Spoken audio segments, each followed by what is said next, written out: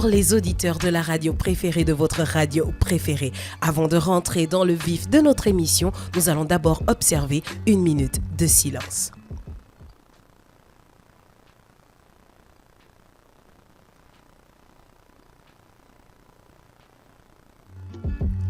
C'était une minute de silence, une pensée particulière pour les familles des naufragés du 9 mars 2023. Vous êtes les bienvenus au mic avec Miss Bouloualou, votre programme qui vous fait découvrir les personnalités africaines sur Acom Radio, la radio des sonorités africaines, 98.3 à Libreville, acomradio.fm et sur notre application disponible sur App et Play Store. Est-ce que vous connaissez des personnes passionnées, vous? Des personnes qui font les choses autrement?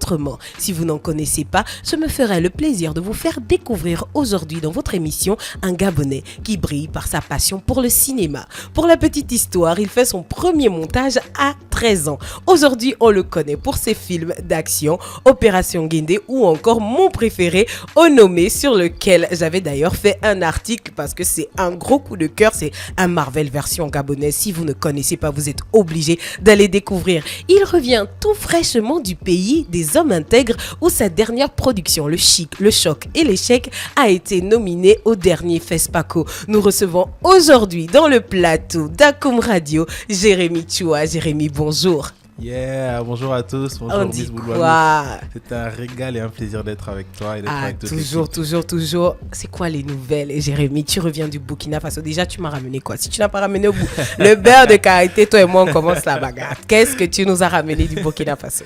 Alors, j'ai ramené déjà ma personne, c'est déjà beaucoup. Oui, sain et sauf en plus. Sain et sauf, quoi. Sachant que, sans blague, notre avion a eu du mal à atterrir, donc c'était chaud quand même. Ok, content d'être là pour de vrai. D'accord, thank God. Donc, on dit quoi? Qu'est-ce que tu nous as ramené de là-bas? C'est quoi les news de là-bas? Comment ça s'est passé? On veut que tu nous racontes le tout. Alors, c'était un régal. C'était déjà pour moi la première fois de partir au Burkina Faso. Et je crois la deuxième fois dans un pays d'Afrique de l'Ouest. Mais je pense que j'ai pris une claque de voir des personnes ouest-africains autant fiers d'appartenir à cette partie de l'Afrique. J'ai presque retrouvé une fierté que j'ai du mal à retrouver en Afrique centrale, tu vois. Donc tu veux dire que chez nous, on n'est pas bien les Africains? Non, mais il y avait un truc spécial. J'ai l'impression qu'ici, c'est un peu en mode... Ah, c'est leur pays. C'est-à-dire, pourtant, c'est notre pays. Alors que là-bas, tu vois que les gens sont prêts à se battre. Genre, ça, c'est pour vous, quoi. Voilà. Et là-bas, tu as remarqué que ces gens, ils prennent leur pays avec les qualités et les défauts. Et puis, quels que soient les moyens, les gars disent on va se battre. Les gars, ils ont les dents longues, quoi. C'est-à-dire, ils ont le couteau entre les dents. Ils vont se battre pour y arriver. Et ça... J'étais juste impressionné. Donc tu t'es retrouvé dans un pays où les gens font autrement, en fait. C'est ça. Et je me suis dit, mince. Donc c'est moi qui suis dans le mauvais pays. Non, je blague. Non, mais j'ai quand même été impressionné par la passion des gens. Le FESPACO, c'était à peu près 1500 festivaliers. Donc c'est quand même beaucoup de monde qui vient de plusieurs pays d'Afrique et aussi de France. Il y avait des gens des États-Unis. Donc tu vois un peu le festival international, quoi. Ouais. Mais des gens passionnés pour ce qu'ils aiment faire. Donc il y avait... J'ai vécu une semaine avec un bouillon de personnes chaudes, quoi. Et là, tu arrives là, je me suis senti et ça fait quoi, justement, quoi. Parce que tu vas au Burkina Faso pour la première fois. C'est la première fois que tu découvres le FESPACO, que tu te retrouves au FESPACO. Ça fait quoi d'avoir son travail reconnu hors des frontières? Déjà, c'est la première fois que je voyage grâce à mon travail. Donc, j'ai quand même un sentiment de fierté de me dire que mince, ce que je fais de mon petit chez moi au Gabon, ça peut être apprécié à l'étranger. Donc, c'est une très, très belle reconnaissance pour moi, pour le travail qui a été fait. Et puis, c'est très encourageant de savoir que ça peut être pris au sérieux par beaucoup d'autres personnes. Même si des gens de mon entourage peuvent dire ouais c'est la blague quoi, mais tu vois que non, c'est valorisé à l'étranger par beaucoup de personnes. Ça veut dire que c'est quelque chose de sérieux parce qu'on parle quand même du FESPACO, tu fais partie de la sélection, sachant que la série est sortie récemment. Ça veut dire, ça t'a fait quoi? Est-ce que c'est un truc, tu as envoyé la série avant de la publier? Comment est-ce que ça s'est passé? Alors j'ai beaucoup travaillé la série avec mon scénariste John Francondo et qui vraiment s'y connaît beaucoup en festival. Donc c'est lui qui m'a dit Jérémy, faut qu'on postule quand même pour le FESPACO. Genre t'entends quand même la chance. Oui, moi honnêtement je me dis c'est une première série, on va arriver face à des grosses... Est-ce que c'est pas trop tôt? Oui, face à des grosses productions, les gars ça fait 20 ans qu'ils font ça. honnêtement, j'étais pas sûr qu'on ait une chance d'être pris. C'est quoi la peur du débutant en fait? Ben ouais, c'est ça. Tu te dis, bon, c'est ma première série, il faut pas trop se faire voir, attendons d'abord de voir ce que ça va donner, c'est ça. Est-ce que tu vas se faire voir? C'est de se dire que faut pas rêver. Tu concours face à des cadors, des grands. Genre, tu te dis que tu n'as pas le niveau. Ah oui, non, clairement. Oh. Je me dis, bon, c'est un début, il faut pas être trop. Et du coup, quand tu arrives là-bas, quels sont les retours par rapport à la série justement sur place? Ah non, mais bon, voilà, sans vouloir être arrogant. Non, tu peux bomber si tu as le droit de bomber. Le jury nous a serré la main. Okay. Vraiment beaucoup encouragé, félicité et même expliqué qu'il y en a qui faisaient 10 séries qui n'arrivaient pas à ce niveau. Donc c'est vachement encourageant quand même de te dire que waouh, on débute quoi, mais on est déjà au niveau africain. Donc c'est très très encourageant pour la suite. C'est la première série quoi. niveau africain. Ça veut dire la prochaine, si on part à Cannes, je dois être dans la nouvelle série. Pardon, Jérémy. Prépare ton passeport, Non, mon passeport est prêt, toujours prêt. Alors, le chic, le choc, l'échec. D'où vient le scénario? Est-ce que c'est un truc qui est venu comme ça ou bien c'est un projet que tu avais déjà caché quelque part et puis tu as sorti du coup? Raconte-nous un peu. Alors le projet du chic, du choc, de l'échec, c'est un projet qui vient à la base de Gabon Égalité, qui est un organisme gouvernemental qui s'occupe de se battre pour le droit des femmes de manière générale et de l'égalité homme-femme, que ce soit dans le travail, soit dans les droits civils, en tout cas dans beaucoup de choses. Et c'est une entité qui a l'habitude de faire des spots pour sensibiliser. Et eux, ils avaient cette idée-là et puis ils se sont dit, mais on aimerait bien que le message passe différemment ou plus fortement par un autre canal, quoi. Et ils ont pensé au cinéma.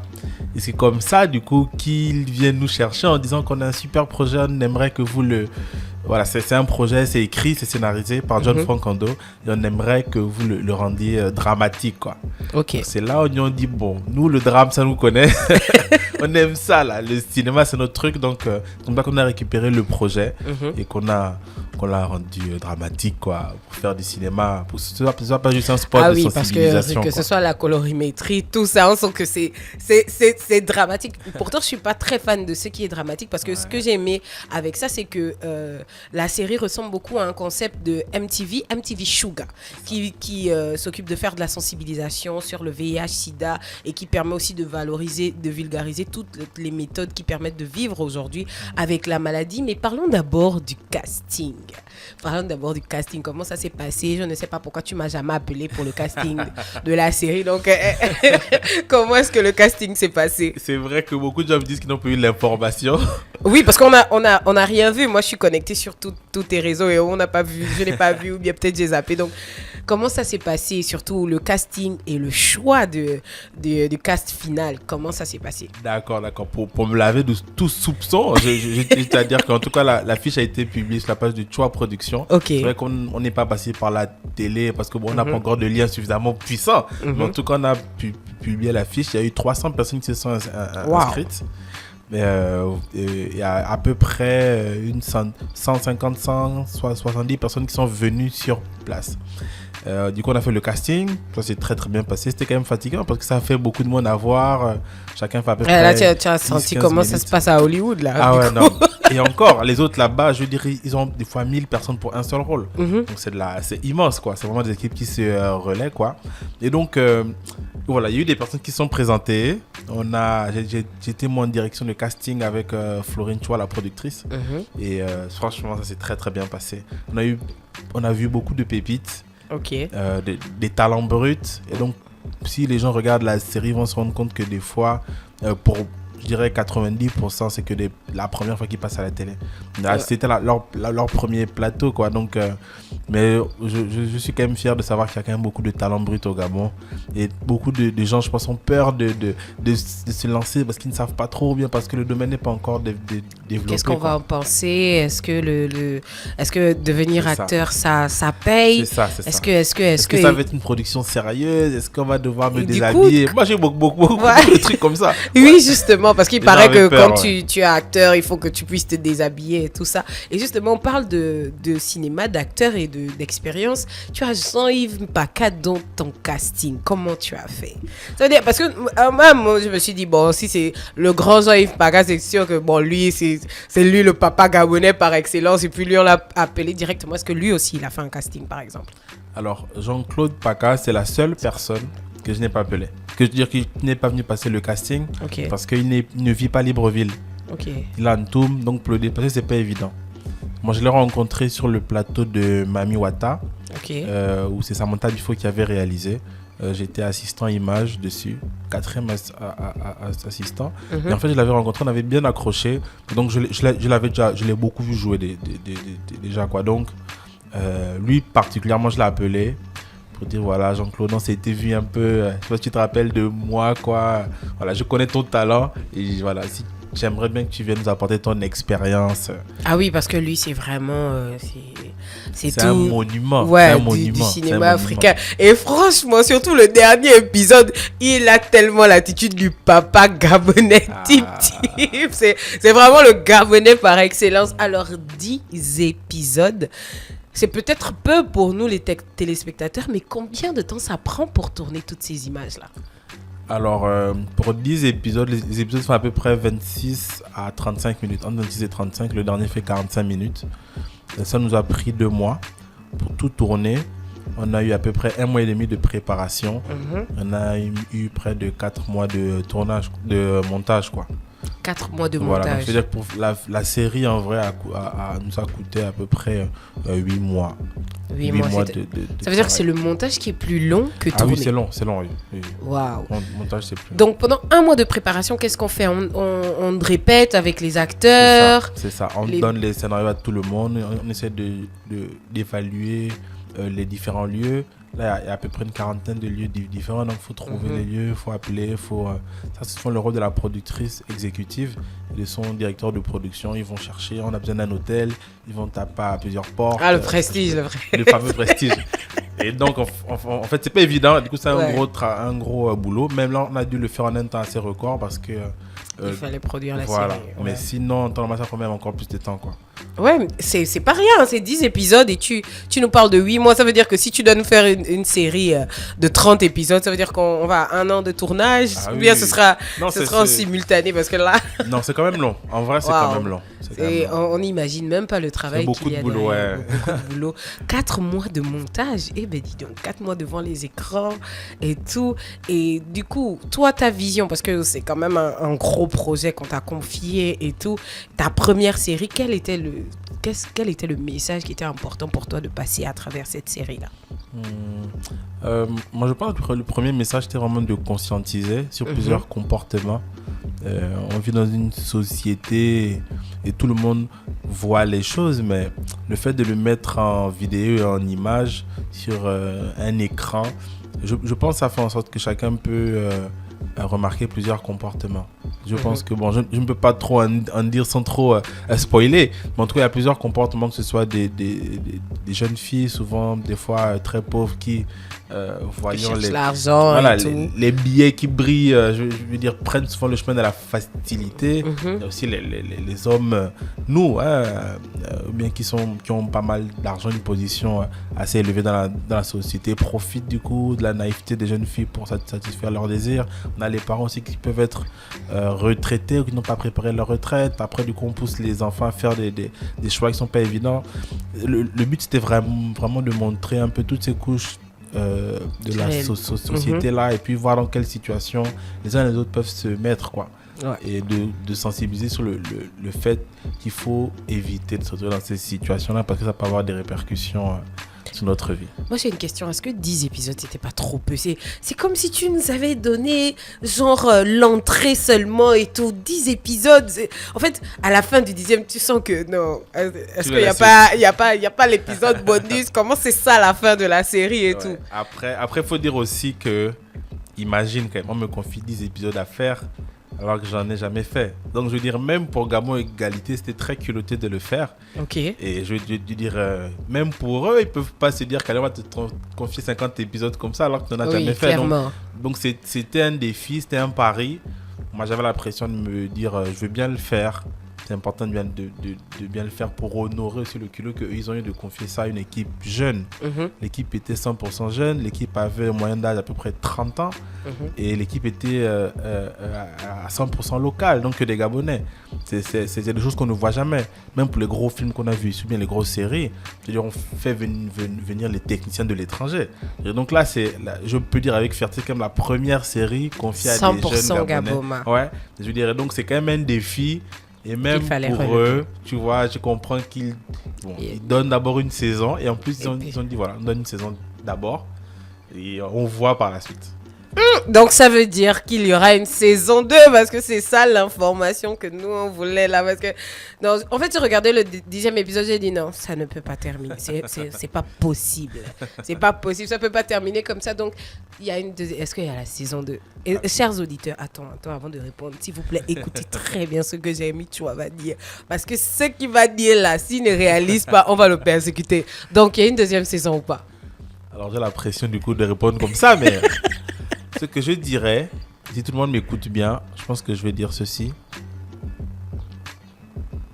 On attend les news de Gabon Égalité. Voilà, c'est comme ça que je vais dire. Alors donc, si vous nous écoutez, vous les responsables de Gabon Égalité, n'hésitez pas non seulement à venir communiquer sur Akoum Radio, mais surtout, n'hésitez pas à financer la deuxième saison. Nous, le public, nous sommes prêts. Et puis, c'était aussi un gros défi de faire une production et de la publier sur le web. Parce que c'est YouTube.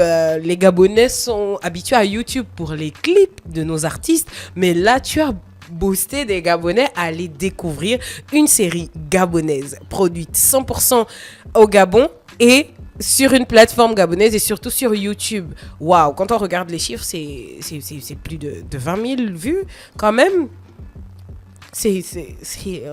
Pour toi, c'est quoi le secret de ça? Parce que quand même... Alors, bon, moi, honnêtement, comme je peux le dire honnêtement, j'étais étonné quand même. Je pensais que de base, ça devait quand même plus intéresser les Gabonais. Je me disais que bon, ça, c'est très gabonais, l'accent est gabonais, c'est vraiment des gens de chez nous, quoi. C'est des choses qu'on vit chez nous.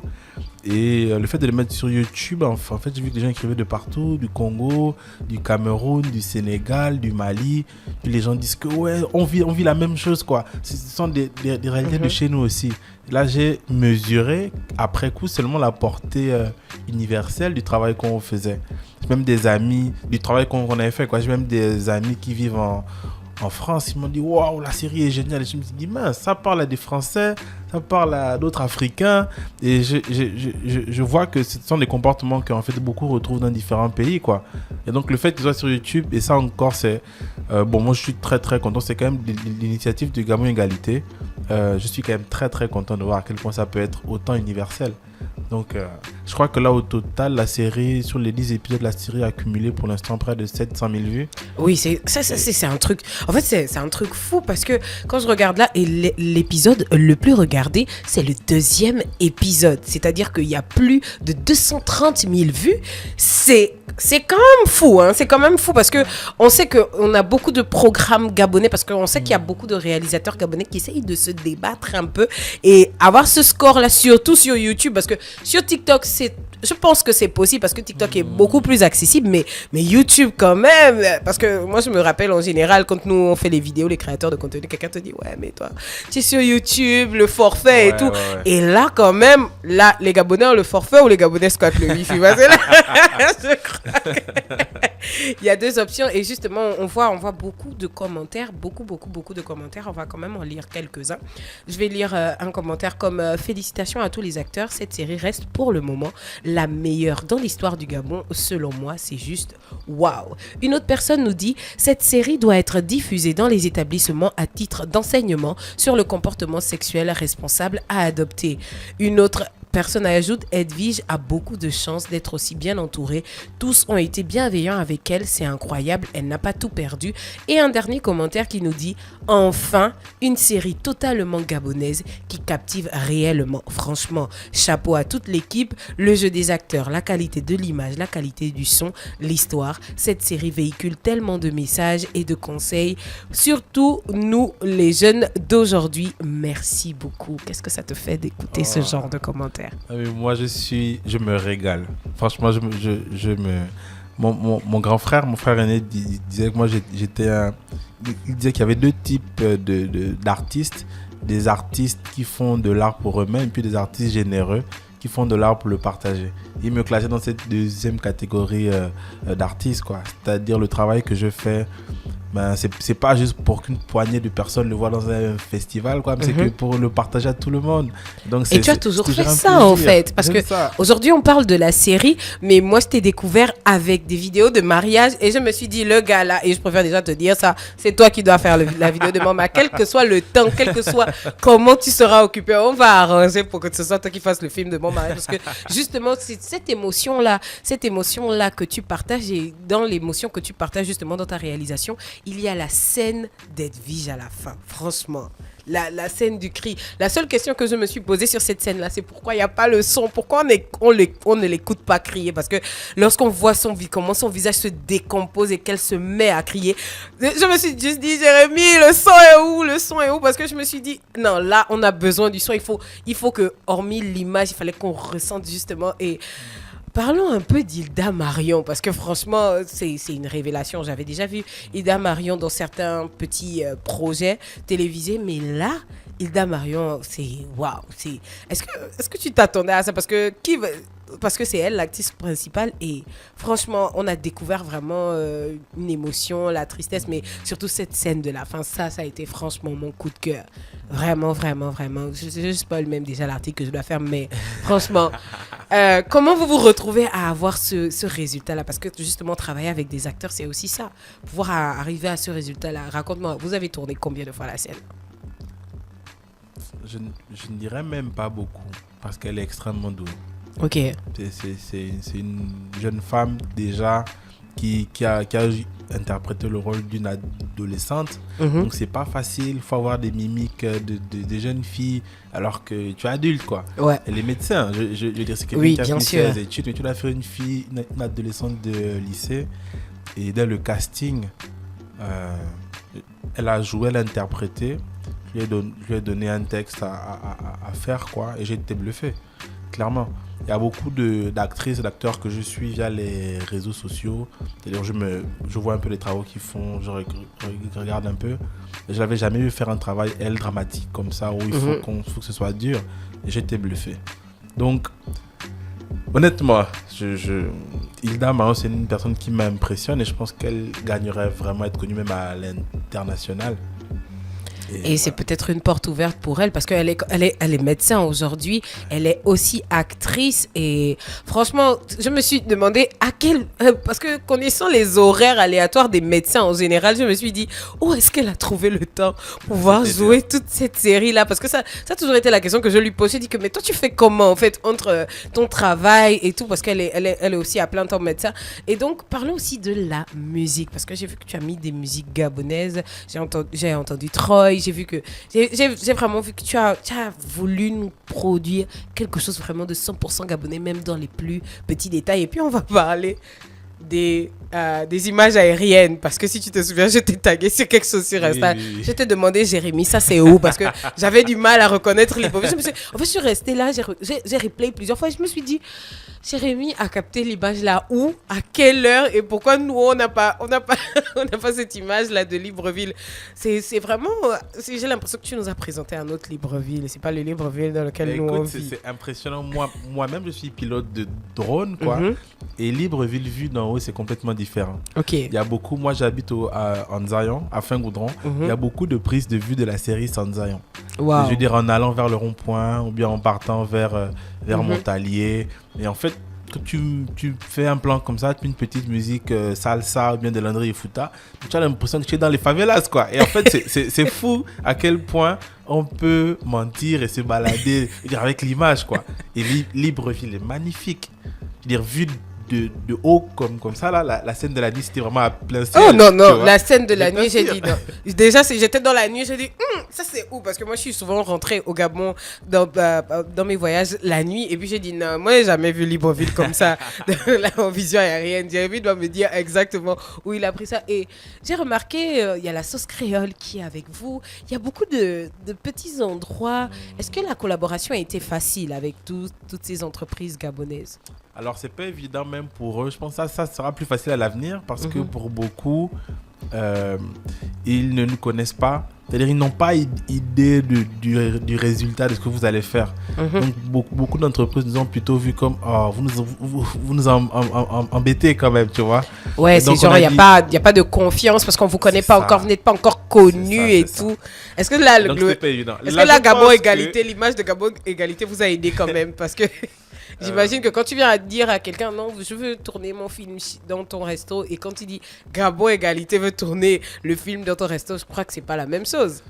Oui, bon, c'est vrai. Après, il faut savoir aussi que Gabon Égalité aussi voulait quand même rester discret au départ. Ah, ok. Donc, jusqu'à ce que la série sorte, on a essayé de pas trop... ok. Donc, c'était vraiment... C'était un choix, non. C'était vraiment la gabonaise, quoi. On a beaucoup négocié, on a demandé, on a supplié, s'il vous plaît, voilà, c'est pas pour longtemps, en tout cas. Ouais, il y a eu beaucoup de travail derrière cette série. On voit 10 épisodes là, mais c'est beaucoup de travail. Et l'école, par exemple, j'ai reconnu le terrain de basket des Charbonnages, mais l'école... c'est à Anne-Choréré. Ok. Donc, c'est vraiment... Là, tu nous as vraiment baladé dans Libreville, en fait. Mais dans tous les cas, on n'avait pas trop de choix. Là, il fallait que ce soit Libreville. Donc, à trouver des endroits là. Tu nous as vraiment baladé dans Libreville. C'était important aussi pour moi. J'ai trop vu de scènes, et même pour renommer, comme tu as vu, c'est important pour moi que les Gabonais retrouvent leurs endroits et reconnaissent. Tu vois, ça fait partie je connais le quartier, le Carref. Ouais. En fait, ça m'a fait cet effet-là parce qu'il y a beaucoup de gens qui vivent à Los Angeles et qui disaient que ça c'était tourné à côté de ma rue, qui vivaient des films de super-héros et puis qui disaient ça c'est pas loin de chez moi, quoi.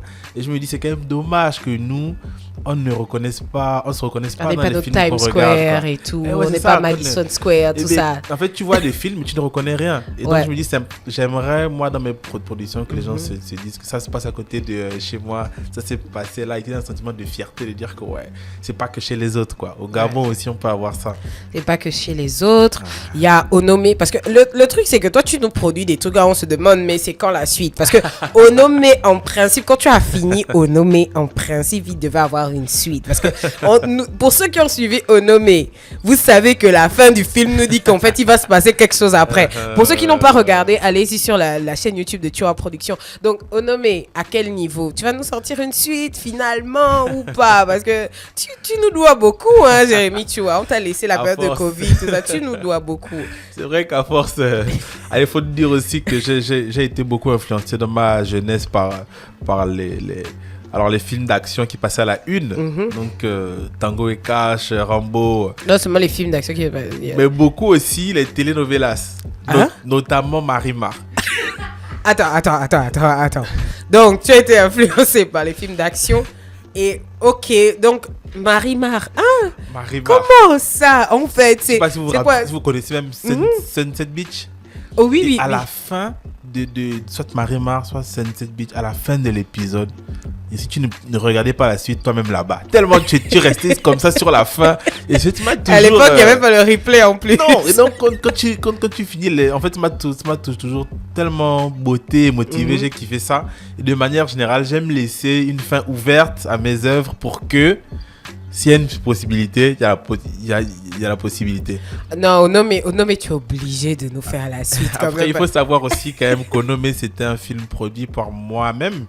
C'est une année où j'avais fait 17 mariages pour pouvoir financer le film. Donc, ça avait pesé quand même beaucoup sur ma propre personne et sur ma petite famille. Donc, je m'étais dit, je laisse une suite ouverte. Une suite, quoi, mais si j'ai des moyens, voilà, je continuerai. Donc, si vous nous écoutez, c'est le moment de participer à un projet de Jérémy. Tu vois, vous avez la preuve qu'avec sa première série... 077. Vous avez eu la preuve qu'avec sa première série, il peut aller au FESPACO. Donc, si avec Onomé, on peut aller à Cannes ou bien...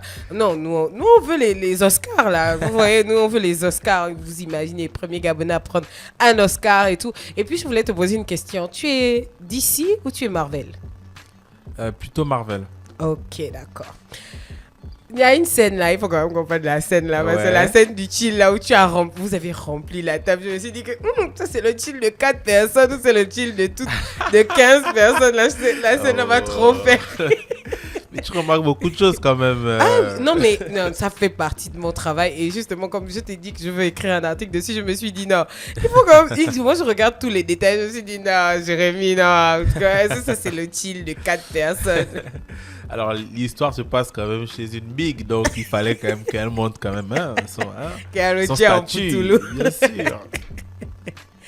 On a vu Troy, on a vu Troy intervenir dans le film. Est-ce que c'est quand on fait intervenir un artiste comme ça, est-ce que genre vous l'avez payé ou bien c'était juste une collaboration comme ça? Parce que je me dis aussi que c'est important de parler de ce genre de détails lorsqu'on amène une personnalité comme ça, comme Troy. Est-ce que vous l'avez payé ou bien bon comme ça en français, hein, tu l'as dit bon viens quand même faire paraître dans le film. Comment ça s'est passé? Alors, de manière générale, normalement, ça se paye un cachet pour une apparition. Il faut savoir que nous, pour le Chic, le Choc, les chèques, le budget était quand même assez serré, mais déjà énorme de la part d'un organisme qui n'est pas un organisme de cinéma. Donc, j'ai demandé à beaucoup d'artistes, beaucoup aussi n'ont pas accepté. Pareil, parce que bon, on ne sait pas trop ce que vous allez faire, on ne sait pas trop votre truc. Vous allez nous amener l'image. Voilà, on ne sait même pas c'est quoi votre truc là. Et Troy en particulier, comme je connais l'artiste, je connais bien l'artiste, voilà, je lui ai demandé s'il pouvait faire une apparition, il a accepté. Et donc, c'est l'un des seuls justement qui a accepté gentiment. Et donc, je pense qu'aujourd'hui, bon, les autres sont un peu tristes de ne pas avoir accepté. Tu as trouvé le petit frère d'Edwige Kumba impoli là où parce que le petit là, non, il est trop terrible. Et je ne sais pas si tout le monde sait, mais il est dans Parents Mode d'emploi. Et c'est le fils d'Omar Defunzo. Ok. Et donc, bon, il est un peu grandi, quoi, mais... Non, franchement, le petit là, genre, vraiment, non. Heureusement que ça, c'est dans le film, parce qu'il y a beaucoup de choses. On parle de ta série aujourd'hui, au nommé, mais on parle aussi de Autrement, ce concept-là.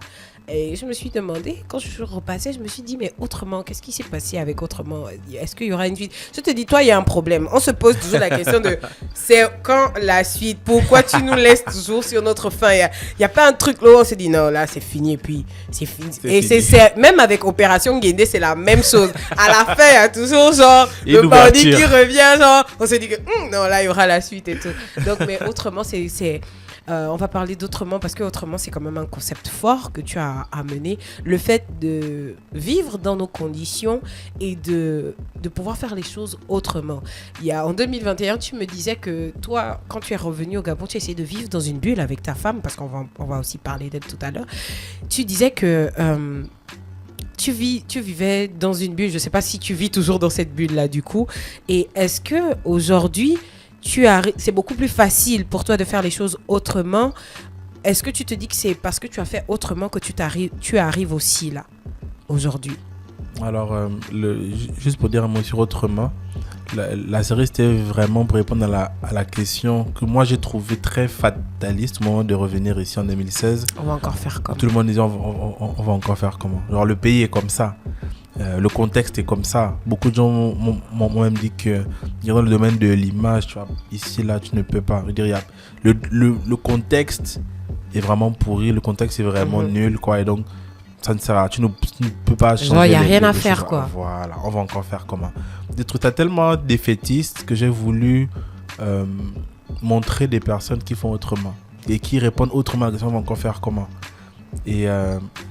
Et c'est quelque chose que je pense qu'on peut dire beaucoup de choses, mais je pense que là où on peut vraiment influencer les gens, c'est par notre exemplarité. Okay. C'est parce qu'on le montre et parce qu'on le fait. Tu vois, quelqu'un ne fait pas ci, ne fait pas ça. Ça sert à rien si la personne ne te voit pas faire ça, en fait. Et donc, c'est ce qu'on demande d'être soi-même des témoignages. C'est ça, des témoignages vivants, tu vois, de ce qu'on veut dire aux personnes. Et du coup, moi-même, j'ai voulu être autrement avant de le dire aux gens, soyez autrement. Et je suis arrivé dans un domaine quand même, dans le domaine de l'image, où ça ne paye pas, où faire du cinéma, c'est pas rentable, où j'ai dû investir des sous que j'ai gagnés par des mariages pour faire des films, pour m'entraîner, et puis pour montrer qu'on peut faire quelque chose. Aujourd'hui, on au FESPACO, Et j'espère demain à Cannes. Et j'espère après-demain aux Oscars. Non, on ira. Je les le dis Oscars, je franchement. dois être dans le film. Parce que je veux dire, même si on n'y arrive pas, je veux dire, au moins on aura tout fait pour. Et, dans tous les on cas, aura tout fait autrement aussi. Et on sera arrivé quand même loin. Est-ce qu'il t'est arrivé justement en essayant de faire autrement, d'avoir des difficultés? Parce que tu sais, en général, aller dans le sens contraire de la masse, c'est difficile. Est-ce qu'il y a des périodes, par exemple, même avant de produire la série, est-ce qu'il y a des périodes qui ont été difficiles d'assumer justement le statut de celui qui fait autrement? Ben, ça a été difficile parce que je suis un père de famille. Je suis un père de famille et ça arrivait qu'à cause de mes investissements, ben, ma famille se soit serrée à la maison. Ok. Et donc, je veux dire, il faut vraiment croire en ce qu'on fait pour être capable de s'investir à ce point. Et j'ai beaucoup même d'amis qui ont dit, mais toi tu es fou, tu mets ton propre argent pour faire des productions. Il faut attendre l'argent de l'État ou des trucs comme ça. Mais toi, tu n'as pas entendu de subventions parce qu'il y a beaucoup justement de polémiques sur le fait que oui, qu'est-ce que l'État fait? Parce que je me suis beaucoup retrouvée dans des discussions avec des amis, des entrepreneurs. Oui, l'État devrait faire ceci, l'État devrait faire cela. Et puis, qu'est-ce que tu en penses, toi? Parce que moi, personnellement, je pense que on doit faire notre part. Je pense que c'est le mouvement de masse qui impose à l'État de prendre des dispositions. Mais si on fait rien, est-ce que l'État va penser à quelque chose qui n'existe pas, par exemple? Moi, je pense que notre population a longtemps été aussi éduquée à être dans l'attente et à recevoir de manière générale. Je pense que les 30 dernières années, ça a été ça. Et je pense que du coup, la population qui est là, actuelle, attend beaucoup de l'État. C'est pas que c'est mauvais. L'État a son rôle à jouer. Bien sûr. Mais nous avons notre rôle à jouer. Comme tu disais, nous avons notre part. Et personnellement, je suis dans une philosophie qui est de penser que État ou pas État, j'avance. Yeah. Si l'État vient, c'est bien. S'il n'y a pas d'État, je me débrouille. Parce que si tu n'avais pas fait Onomé, tu n'aurais pas eu cette qualité-là. Parce que même de Onomé jusqu'à la série, on voit l'évolution technique. C'est clair qu'il te fallait justement des exercices de style pour justement évoluer. Alors, on parle beaucoup de toi sur le plateau. Choa Production aussi a beaucoup de projets. Et j'ai vu la chaîne Upper. Comment tu gères en fait? Parce que là, ça fait déjà beaucoup de projets là. D'abord, c'est quoi Upper? Pourquoi tu l'as appelé Upper? Upper vient de l'anglais up pour plus haut. Et on part dans le même sens que autrement. La série de documentaires, c'est qu'on veut avoir un média qui valorise. Ok. Qui valorise en vrai des personnes qui font autrement. D'accord. Qui valorise des entreprises qui font autrement. Qui valorise des informations différentes. Autrement. Ouais, voilà. On va plus haut autrement, c'est ça. Ouais. En fait, on veut vraiment contrer la psychologie qui veut nous ramener en dessous. Ok. Et j'ai beaucoup de personnes, même qui après avoir voyagé, me disent que si tu rentres au Gabon, j'ai envie de dire, ton moral va... Il y a une sorte de pesanteur globale, c'est lourd. J'avoue que ça change quelque chose. Moi, par exemple, j'ai vécu une période où je me suis sentie un peu trop impactée par les réalités du Gabon. J'ai senti que that's not me. Oui.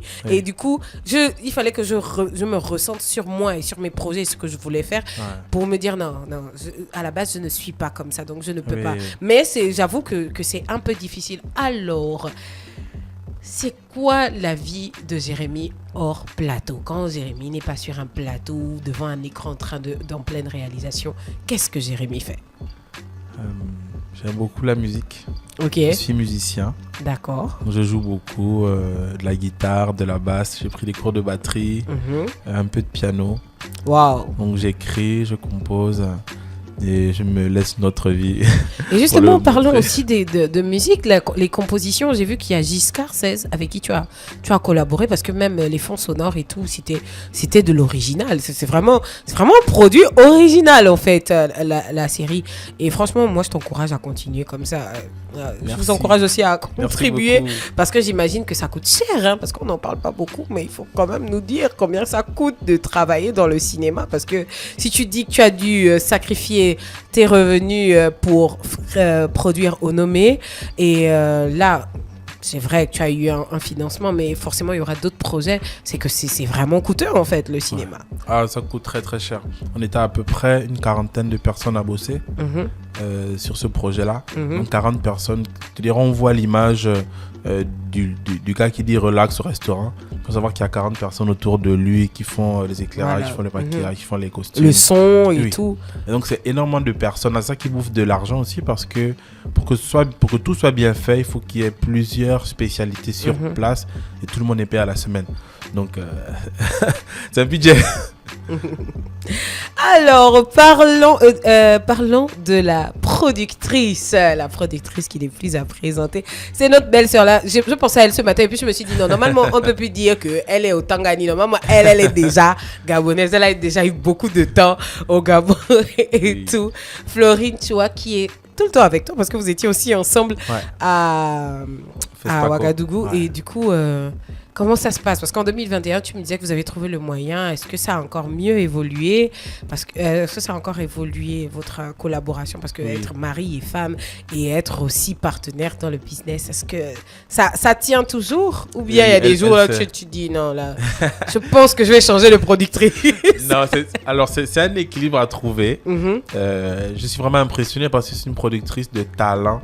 La productrice, en plus exécutive sur le plateau, c'est elle qui gère. Et c'est une actrice aussi, il ne faut pas oublier. La pauvre, malgré elle n'a pas eu le choix pour Opération Gandé, mais elle gère vraiment extrêmement bien l'humain, extrêmement bien les finances. Elle gère énormément de choses très, très, très, très, très, très, très bien.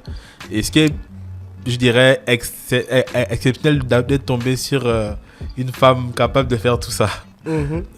Elle s'est encore beaucoup améliorée dans la production, elle a suivi des formations, alors qu'à la base elle est quand même dans le sport quoi. Donc pour elle c'est un grand écart, mais elle le fait très très bien, autant compétente dans le sport que dans le elle s'est donnée à fond. Un gros big up à Florine. Aujourd'hui tu es papa de 2 enfants. 3 maintenant. J'avais mis à ça. Donc tu es papa de 3 enfants. Tu savais en 2016 tu rentrais avec Florine enceinte du premier, tu es déjà à 3 en 2023. Donc, du coup, tu as 3 enfants. Comment est-ce que tu gères ton temps entre les plateaux, les productions et ta famille? Ah, mes pauvres petits. Ils me demandent de rentrer à la maison, d'arrêter de travailler. Non, c'est pas évident, mais ils sont contents. En plus, on avait des panneaux dans toute la ville. Mon fils, des fois, il est à côté de moi quand je bosse. On suivait les séries, les épisodes de Le Chic, Le Choc, l'Échec. Il connaissait toutes les répliques, quoi. Il a 6 ans, donc c'est marrant aussi de voir qu'ils sont un futur acteur, aussi. Peut-être. Bah, forcément, ils n'auront pas le choix. Oh, comment ça, ils n'auront pas le choix? Donc, tu vas leur imposer d'être acteur. Ils vont jouer avec moi. Non, donc, tu trouves quand même du temps en famille? J'essaye. En tout cas, il y a des périodes où c'est difficile. Je sais parce que du coup, papa et maman travaillent sur le même projet. Ils ne sont pas à la maison. Comment vous gérez? Non, c'est technique quand même. Technique. Mais ils savent aussi qu'on fait ça aussi, voilà, parce que eux-mêmes ils sont fiers de nous aussi. Ils étaient contents quand ça au FESPACO, ils nous encourageaient à distance, donc c'est un truc qui se vit en famille aussi, donc c'est une très très belle expérience. C'est vrai qu'on n'a pas parlé du fait de voir sa production partout comme ça dans la ville.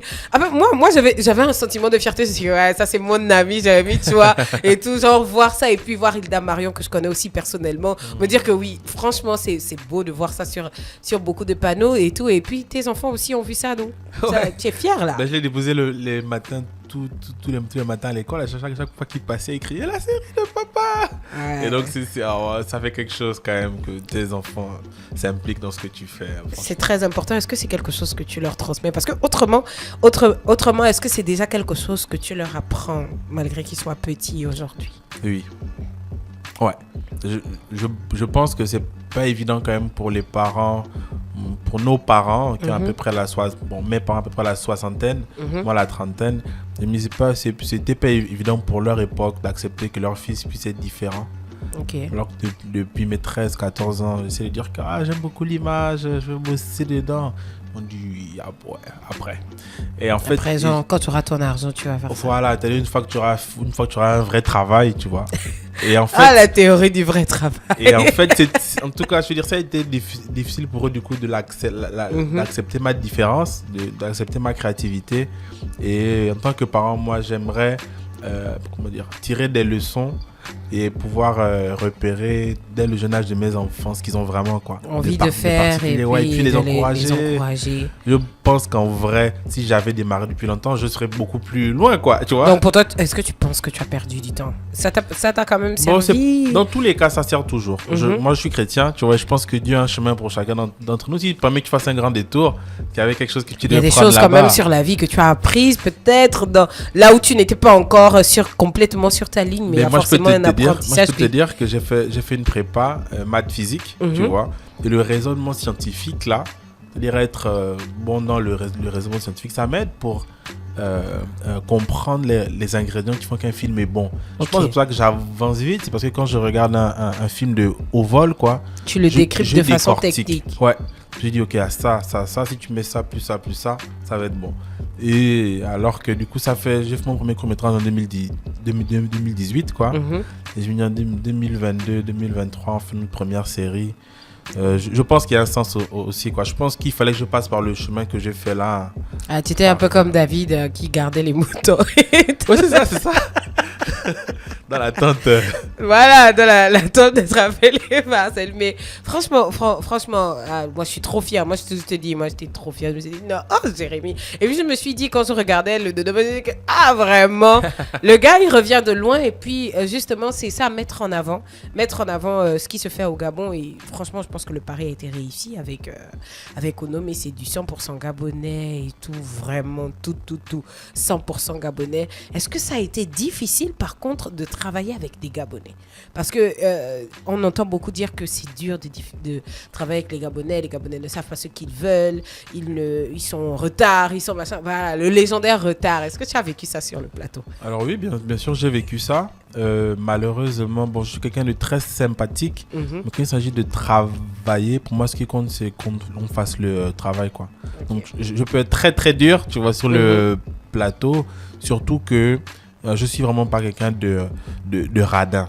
C'est-à-dire, pour moi, je veux vraiment encourager les techniciens à travailler dans le cinéma, je veux encourager les acteurs et j'ai bien payé les gens, tu vois. D'accord. Et si je te paye bien, pour que tu donnes le meilleur possible, Parce qu'il faut qu'on ait la meilleure prestation pour qu'on puisse viser le meilleur niveau, pour qu'on rayonne à l'étranger. C'est-à-dire, je suis très exigeant sur ce que je te demande parce que je te donne aussi une bonne compensation. En termes d'expérience. Voilà. Et donc, j'ai été très, très dur.